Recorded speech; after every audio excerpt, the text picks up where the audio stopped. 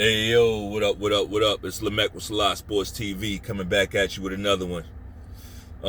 Unfortunately we got some horrible news. I'm sure you heard by now, the rapper from highly successful rap group, the Migos, the rapper Takeoff was killed at some type of fucking dice game.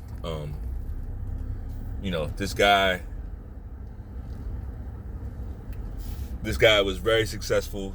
As we know, the Migos, they're like one of the more successful rap groups out there, right?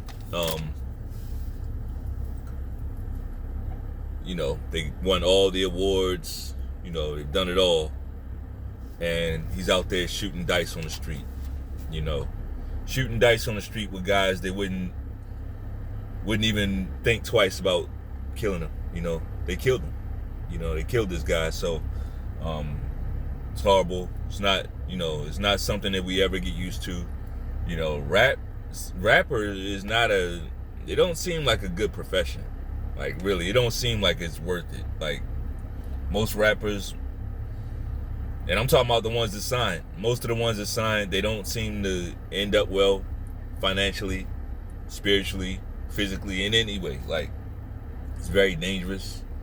I don't see what's in it for you. It just doesn't seem like a good profession to have. Even if you make it, it could come from anywhere at any time. Like, so I'm not gonna that'll be for another video on another day. We're not gonna. I just wanna this is basically just for us. The family. Just wishing everybody to hang in there. The Migos had a lot of fans. Everything like that. So let's move on. What I really want to talk to you guys about today is the Brooklyn Nets. All right, the Brooklyn Nets, as we've heard, they made some changes. Finally, putting Steve Nash out to pasture. Steve Nash, hell of a basketball player, right? Horrible basketball coach. Steve Young was a horrible basketball coach. Not good at all. And really, this move is really kind of too late. As we know, Kevin Durant, he wanted this move to happen in the offseason. I think that was the right time to make that move, especially after the way things turned out last year for the team. Steve Nash, he was given a lot of excuses. He was basically given a super team, already. And, well, he was given a great team already, and then it became a super team. Like, Steve Nash, this is what happens when you never really put your foot down as the coach. Like, you got guys coming in there on day one saying, we really don't even need a coach. Like, that was an opportunity for Steve Nash to rein Kyrie in, right? And say, wait a minute, I am the coach. I'm hired to do the job of coach. Before you got here, I was here. Like, but he didn't do anything. He didn't say anything. You know what I mean? So, Steve Nash, he just kind of dropped the ball. I tried to warn you, Steve Nash. If you go back 2 videos from now, if you go back just a couple videos, I tried to warn you, didn't I? I told you was on the fucking hot seat. But hey, he didn't believe me, and now Jacques Vaughn is the coach. He didn't believe me. Now Jacques Vaughn is the coach of the Brooklyn Nets. So he'll get his chance to take heed or not, but we gonna go from there. Overall, I just don't think Steve Nash is ready to coach in the NBA. He just doesn't. In the NBA, you gotta have your shit together. And by having your shit together, you can't be seen as weak, right? You already gotta be seen as somebody who has their shit together. Somebody who can't be fucked with. These are NBA players. Like, you gotta be seen as somebody not to be played with, right? You have to have your system together, right? If you're an offensive coach, you got to have your playbook together. And that playbook got to be everything. It has to mean something. It can't be something that, a player can just come in and say, well, I'm not running this play. No. Your playbook is everything. Your plays. Steve Young, when I look at the Brooklyn Nets, I didn't see any plays. I didn't see him with anything prepared. If you're a defensive coach, you got to have that. You got to have your structure, like your defensive. There's plenty of defensive coaches. They don't draw up offensive plays, but they got their offensive play guys on the bench that will do it. You got to have something. You can't just not have anything and just basically tell the players to go out there and wing it, figure it out on their own. And, that's not going to work. Because then it's like, what the fuck we need you for? You know what I mean? Like, so, moving forward, here's what I see for Coach Jacques Vaughn. I remember Jacques Vaughn as a player. He went to Kansas. He played for Kansas, and then he went to the NBA. Didn't really have that great an NBA career, but he was a good pro.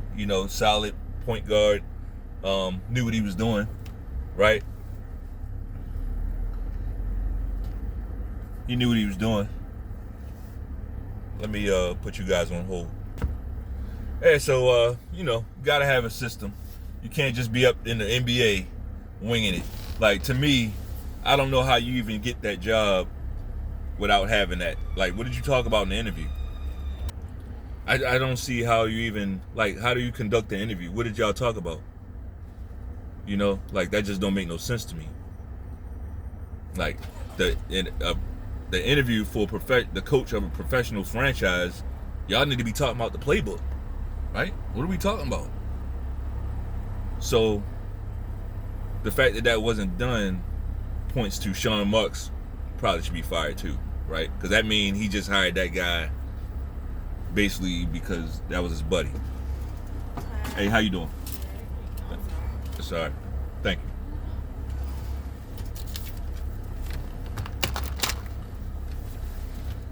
That means he just hired him because that was his buddy, right? So, yeah.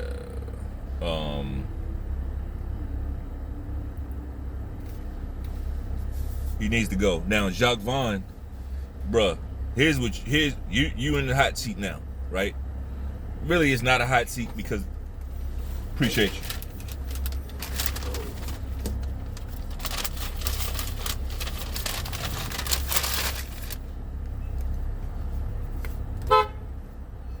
Need a straw. It's in your bag. All right, thanks. It better be in there. Well, I'll come back for a straw. I got a million straws in the crib, but I'll come back for it. No, but here's what Jacques Vaughn, here's what you got to do, bro. You cannot play around with Ben Simmons at point guard no more, right? I like Ben Simmons, right? I like Ben Simmons. I'm not gonna defend him through anything, through thick and thin, I'm not his fucking cousin, right? But I as far as his game as an NBA player, I like Ben Simmons. I think if he gets his together, he can be a great NBA player. He don't have it together right now, right? Ben Simmons don't have it together. And until he gets it together, Ben Simmons got to play power forward, bro. Like, you got no business. Like Steve Nash, bro. What the hell? Until he get those free throws together, I ain't even talking about him shooting jumpers. He don't have to shoot jumpers. But as a point guard, we got to be able to rely on you late in the game. We got to be able to rely on you, period. Right? We got to be able to rely on you to make the best play. So, let's talk about it. Ben Simmons, his whole game is fucked up because his free throws went to shit. Like, if he got his free throws, all he needs to do is shoot free throws. That's it. He don't need to work on nothing else. He don't need to work on shooting no threes, no jumpers, no nothing else. Layups, none of that shit. If he just shot his free throws and got that part of his game fixed, you would see everything else get fixed. The only reason he's melting down and freezing up late in games and like passing up open layups and shit is because he don't want to get fouled. He don't want to get fouled. He don't want to go to the line and look stupid, missing all these fucking free throws. That's it. Right? So, I mean, look at all the point guards who really couldn't shoot that well. They couldn't shoot that well, but they were solid at the free throw line. Right? He can do that. He can get solid at the free throw line. I mean, it should have happened already, but hey, whatever. It's never too late. You're still in the league, bro. But as for Coach Vaughn, you cannot put him at point guard until that shit is fixed. Straight up. You can't. When he gets his shit together, he can play point guard. Until then, nah, bruh. Because the ball's gonna be in his hands too much.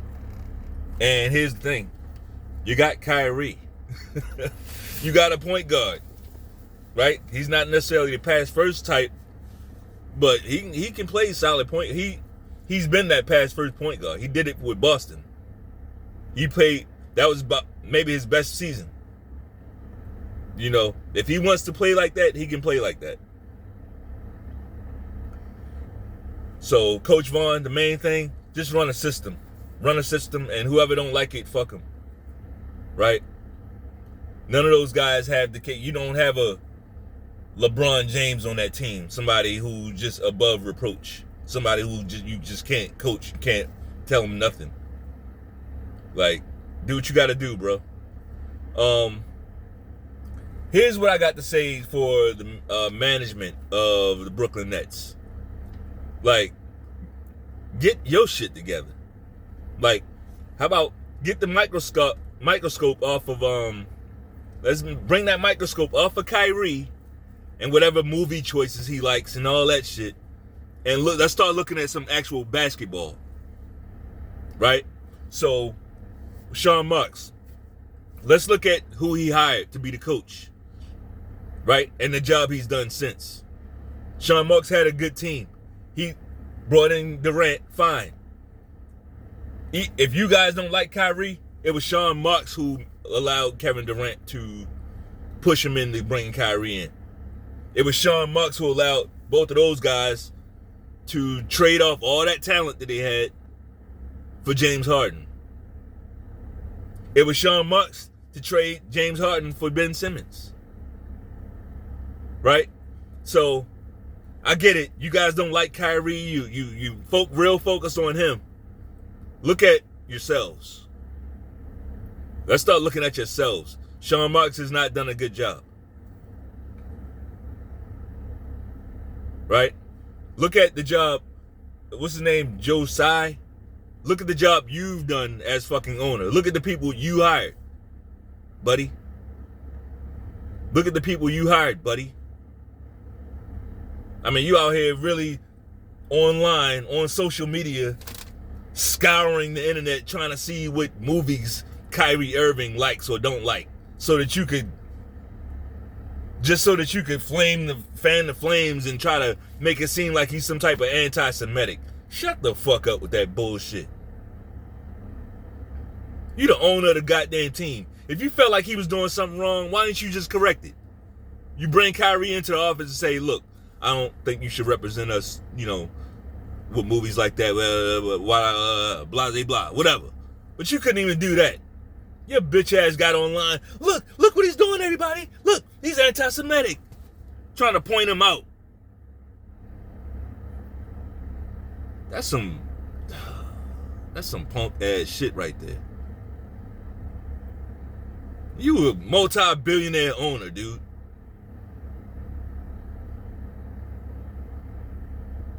Here's the thing. Kyrie, Kanye, and anybody else with a K in their name. Right? And anybody else. keep your foot, like, you right over the target. That's what this is. When they start acting like this, reacting this way, that means you right over the fucking target.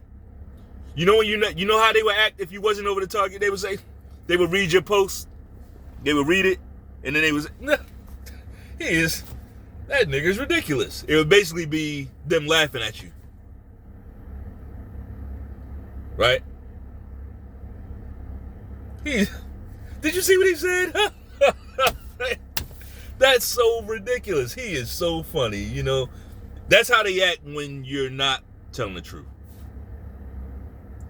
They don't start canceling you and pushing all the buttons.